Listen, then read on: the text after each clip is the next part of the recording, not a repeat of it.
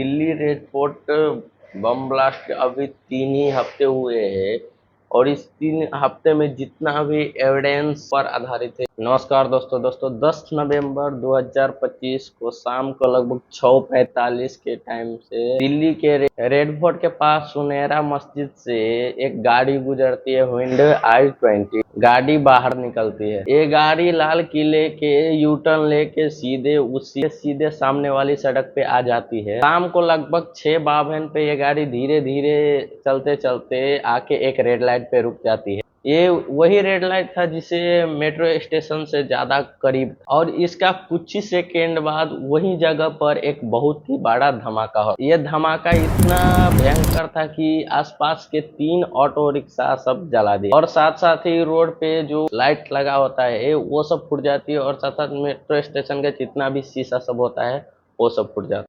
कई सारी गाड़ी जो कि उस धमाके से बहुत दूर था वो सब का भी शीशा टूट जाती। ये धमाका का इतना ज्यादा प्रेशर था कि इसका मलबा लगभग 150 मीटर तक जाती है। जिस वक्त ब्लास्ट हो रहा था वहां पर अलग अलग लोग मीडिया सब बात कर रहे थे, जिसमें से हमारे पास 2 इसका रियल वीडियो है। एक वीडियो जो अब आप लोग अभी देखे और दूसरे वाली भयंकर धमाका था, बहुत जोर से आवाज थी। ऐसी आवाज हमने पहले नहीं सुनी है। इस वाली वीडियो को आपको थोड़ा स्लो करके देखोगे तो पता चलेगा कि इस धमाके का है ना जो कि एस्टिमेट कितना ज्यादा था। इस धमाके का एस्टिमेट इतना ज्यादा था कि जो साइड का कैमरा में दिख रहा था, जो साइड का पेड़ था वो हिल गया। और वहां का लोग सबसे जब पूछा गया तो वो सब ने बताया कि इसका धमाका इतना ज्यादा था कि हम सब लोग का पर सुनाई धमाका है, बहुत जोर से आवाज थी।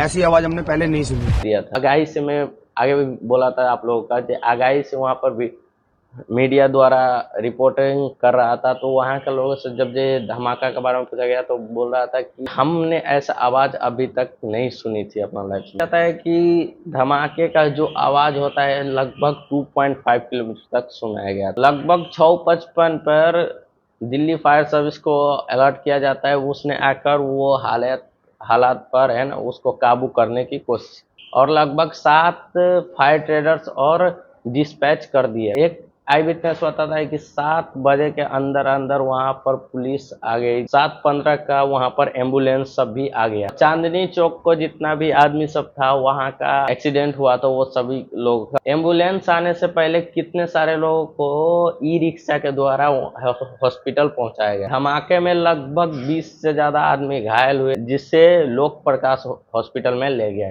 जितना भी 20 लोगों में से जितना भी लोग घायल हुआ था उसको हॉस्पिटल ले जाते उसमें से 8 लोग का डेथ हो जाते, और अभी तक का इंफॉर्मेशन के अनुसार से जितना भी लोग था उसमें से 13 लोग मर चुके हैं। और धमाके का न्यूज सुन के बॉम्ब डिस्पोजल और फायर सर्विस डिपार्टमेंट का टीम सब भी वहां मौके पर पहुंच। कुछ ही देर बाद वहीं पर NIA के इन्फॉर्म किया जाता है। नेशनल सिक्योरिटी एजेंसी भी वहां पर जल्दी पहुंच जाता, और ये सारी एजेंसी सब मिल के मामला को जांच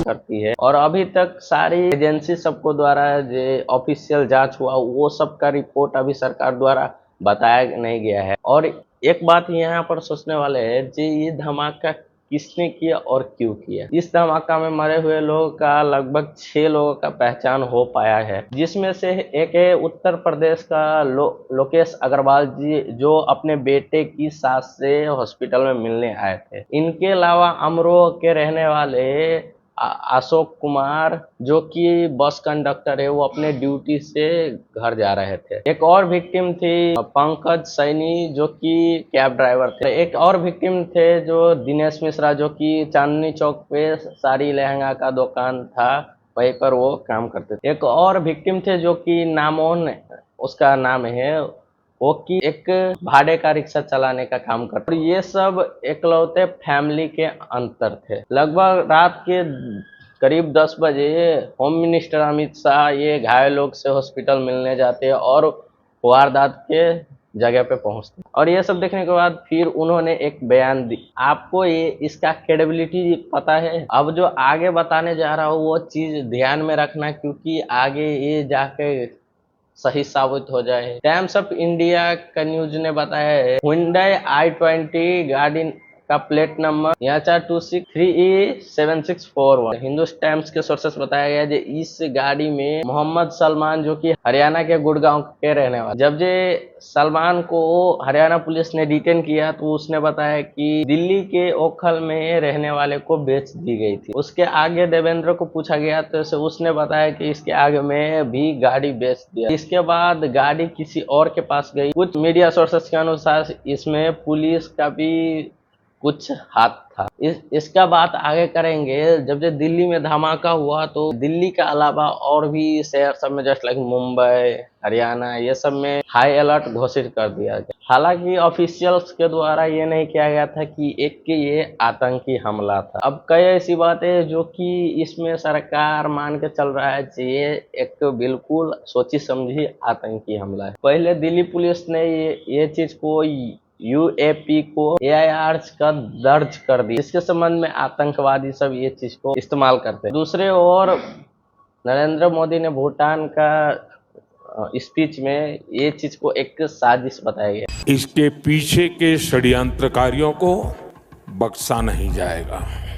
प्रधानमंत्री ने कहा कि इसके पीछे जिसका भी हाथ है उसको छोड़ा नहीं जाएगा। अब इसका इंट्रोगेशन ANI को हवाले कर दिया गया है। ये सब बात देखकर ये लगता है कि एक प्रॉपर काउंटर कर रहे हैं टेररिज्म के लिए। अब ये चीज को एक फरीदाबाद का घटना से लिंक करके देख रहे हैं। दरअसल बात है 10 नवंबर की जुम्मा कश्मीर में रहने वाले डॉक्टर को अरेस्ट कर लिया जाता है। अब यहाँ पर आरोप ये है कि वो डॉक्टर जो कि पाकिस्तान से टेररिज्म से लिंक, जैसे कि ए मोहम्मद और अल्फाज से जुड़कर अल्फाज के लिए यानी ANGA के लिए काम कर रहे थे, यानी कि छुप के काम कर रहे हैं। जस्ट लाइक श्रीनगर के नौगाम में मोहम्मद को सपोर्ट करने के लिए वहां पर पोस्टर लगाया गया और यहाँ पर पुलिस और आर्मी ने उसे पब्लिक सबको बोला भी था कि ये पोस्टर को आप यूज नहीं कर सकते, लगा नहीं सकते। कश्मीर पुलिस ने जांच की, आदिल मजिदीर का नाम आया। उस वक्त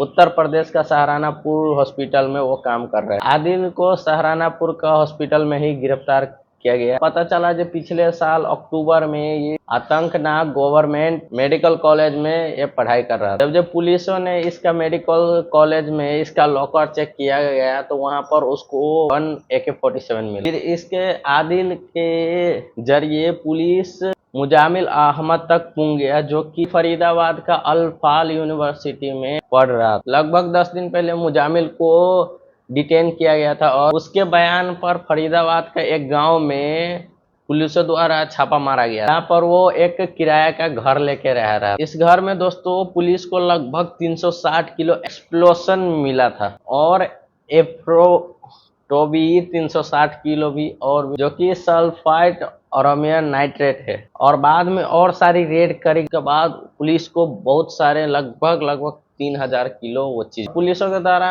अमोनियम नाइट्रेट जो कि बम बनाने के बहुत ही काम आते हैं। पुलिसों द्वारा टैटरीज 20 टाइम्स हैवी मेटल्स और बैटरीज और 5 किलो का हैवी मेटल्स चीज बरामद हो, जिससे कि बम बनाने का सामान होता है। और यहीं पर 3 राइफल, 3 मशीन गन और एक पिस्तौल भी मिला था। ये सब देख के ये तो जरूर लगता है कि ये सब हो रहा था एक बड़ी साजिश। इनके गिरफ्तारी के बाद दिल्ली पुलिस ने एयरपोर्ट ब्लास्ट के पुलिस ने कहा था कि ये ऑपरेशन अभी भी जारी। फरीदाबाद में हुआ जो आतंकवादी और जो दिल्ली के एयरपोर्ट में ब्लास्ट हुआ वो दोनों का एक साथ में जोड़ के लिंक किया जाता है। इंडिया एक्सप्रेस ने जम्मू कश्मीर को टॉप सोर्सेस को हवाले कर दी जो कि फरीदाबाद में और दिल्ली में हुआ, जो कि एक साथ हुआ। ये चीज पे अभी वहां का जो मेन सोर्सेस है वो सब काम। हालांकि ये बात अभी भी ऑफिशियल नहीं किया गया है सरकार द्वारा। ये बात मतलब ये सही है कि नहीं है ये चीज अभी नहीं कहा गया है। लेकिन इंडिया एक्सप्रेस के द्वारा जामिल और मोहम्मद के अलावा 2 डॉक्टर्स और भी शामिल है,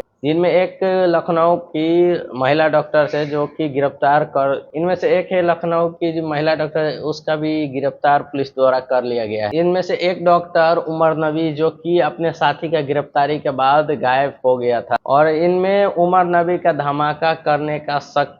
लेडीज अली ये एक यहाँ तक समझा जाता है वो एक पुलावा के गांव में ही हो सकता है। मुजामिल आता रहता था। इनके अलावा ये अल-फला यूनिवर्सिटी में काम करता था। मुजामिल के गिरफ्तारी के बाद पुलिस इन्हें तलाश कर रही थी। उमर नबी दिल्ली का एक रेड फोर्ट के ब्लास्ट में जोड़ा जाता है और फिर दूसरा Hyundai i20 गाड़ी को भी बताया जाता है। हिंदुस्तान टाइम्स बताता है जो पुलिस के द्वारा बताया गया है जो ये गाड़ी उमर नबी ही लेकर आया था, वही ये गाड़ी का इस्तेमाल कर रहा था और धमाके से पहले ये गाड़ी उमर नबी चला रहा था। अपने साथियों का अरेस्ट करने के बाद उमर नबी बहुत ज्यादा घबरा गया था और उसने जल्दबाजी में ये धमाका कर दिया। द हिंदुस्तान टाइम्स ये बताता है अभी तक बम उतना ज्यादा हैवी नहीं बना था, नहीं तो बम उतना ज्यादा हैवी बना होता तो बहुत सारे मतलब भयानक ब्लास्ट करते उससे भी। ये जो बम था एक पूरी तरीका से तैयार अभी तक नहीं हुआ, जिसके अलावा मतलब हैवी इन्फेक्ट नहीं हुआ लोगों सब पे। उनके अनुसार ये गाड़ी उमर नबी चला रहा था और इसका एक्सप्लोसिव उसी तरह का है जो कि फरीदाबाद रेड्स में मिला था और पुलिस यहाँ पर जांच कर रही है कि मरा हुआ लोग में ये शामिल है क्या। उमर नबी का माँ का DNA सैंपल लिया गया है। ये एक बहुत ही ड्रेनेज और दहला देने वाली घटना है। 13 लोगों का जान चला गया और कितने सारे परिवार यहाँ पर उजड़ गए। ऐसे घटना के बाद हमें सबसे ज्यादा इम्पोर्टेंट रहता है कि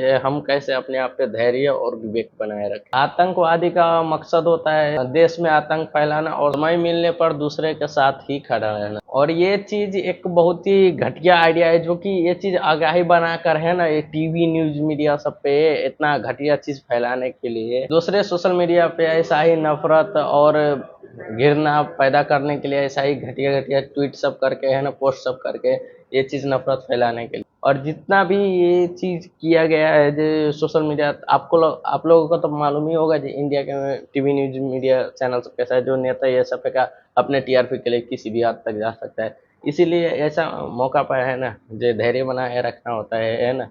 और आपसे कहता हूँ जो अभी तक ऑफिशियल उतना कुछ आया नहीं है, बट आएगा तो आप लोगों के साथ शेयर करूंगा, है ना।